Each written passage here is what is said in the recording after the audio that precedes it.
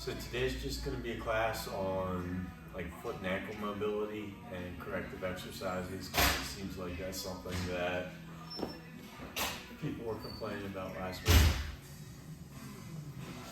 And so one of the common ones we were talking about was the plantar fasciitis. It seems like at least half of you have had that, if not all of you. And so, as you know, a lot of that is going to be like taking the ball with your foot, trying to break up the fascia. But another cause of that could just be your feet build up all that fascia because the muscles in them are weak. And so the fascia is actually what's helping your foot to maintain its structural integrity. So to kind of prevent that, or at least bring that away from being the cause, is you gotta strengthen your feet. And so the way to do that would be like towel lifts. So you can do this with different weights of towels. So like as you get something bigger, it's gonna be heavier, or you could soak it with water and do it barefoot just to make it heavier, and this is going to work all the muscles throughout the bottom of your foot. Alright. Another one to kind of prevent your arch from collapsing, and to do that, what you would do is you keep your foot on the floor and you're trying to like fold it up, if that makes sense. Like it's hard to explain and it's really hard to do.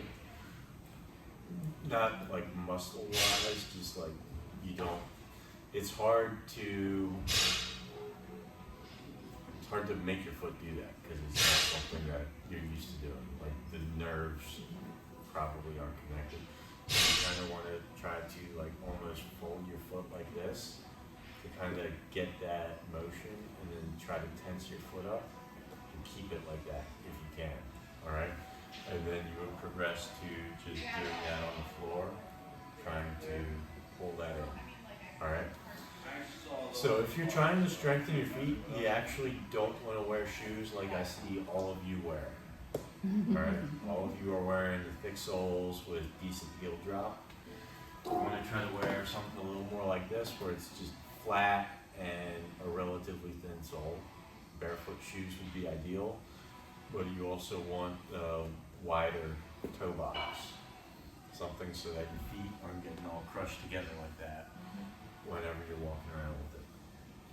All right. So just wearing socks whenever you can is going to be great for strengthening your feet. I know it's going to be a little more painful walking around at first, until you get used to this. But I try to spend as much of my day in socks as I can, and that's why like in the winter I'm wearing moccasins and stuff, is because it's very thin sole, completely flat. Alright. Probably the best exercise for building the strength in your foot and ankles is going to be toe walks, where you're standing with your heels. Should I go the other way? No. Yeah. Pick the wrong On a socks. day where you're specializing in Yeah, I know. you come with a hole in your sock.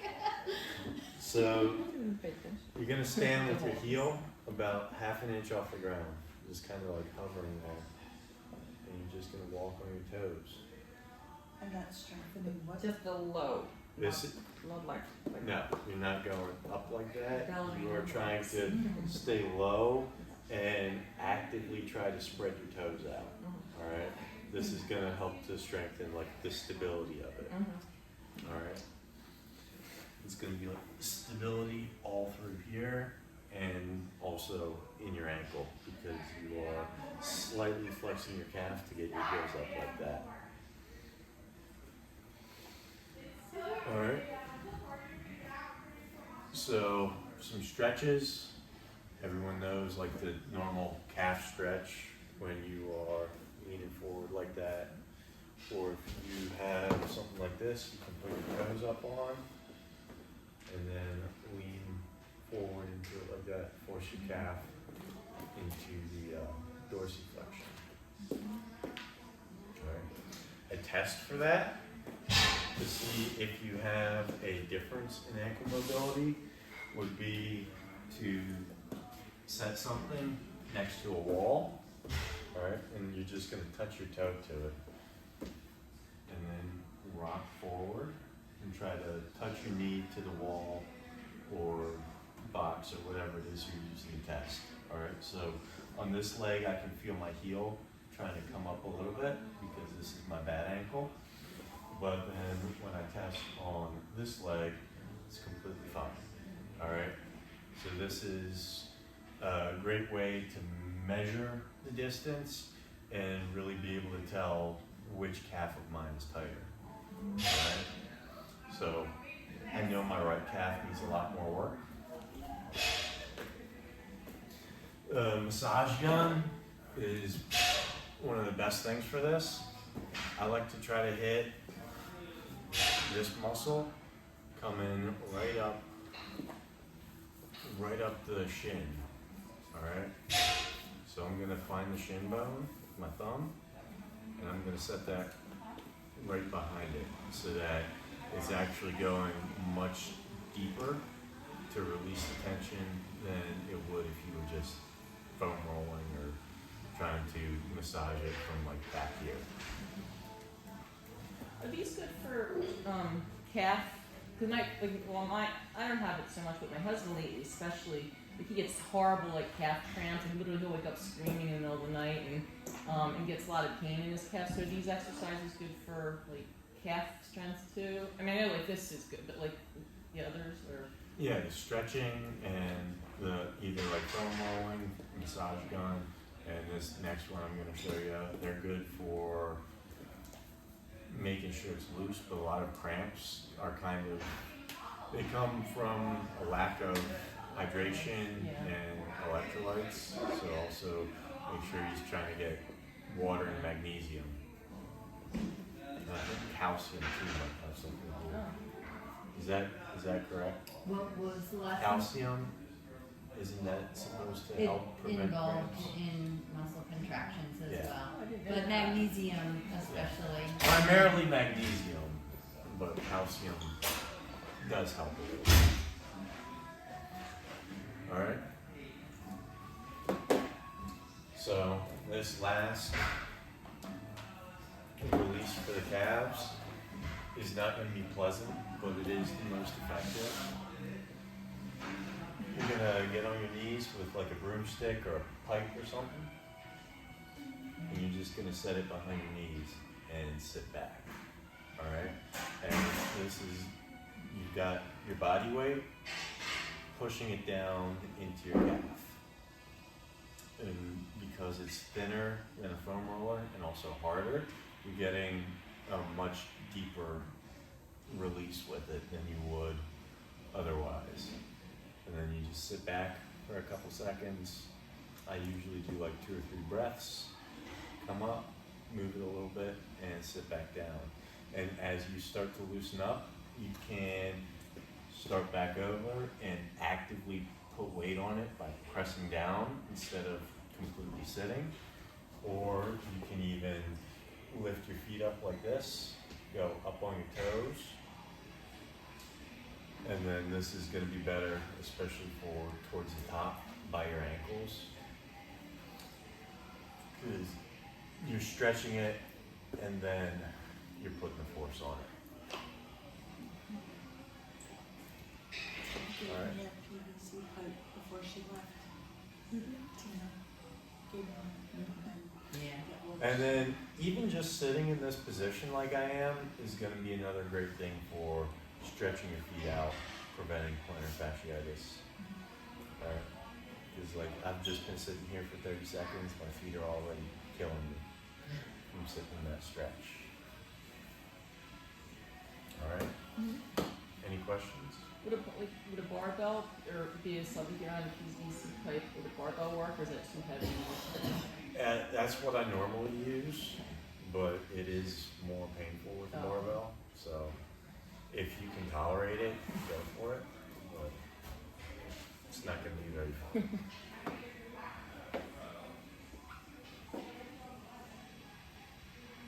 else got questions? Did I miss anything, Mom? No, I think that was good. All right. I know what I missed.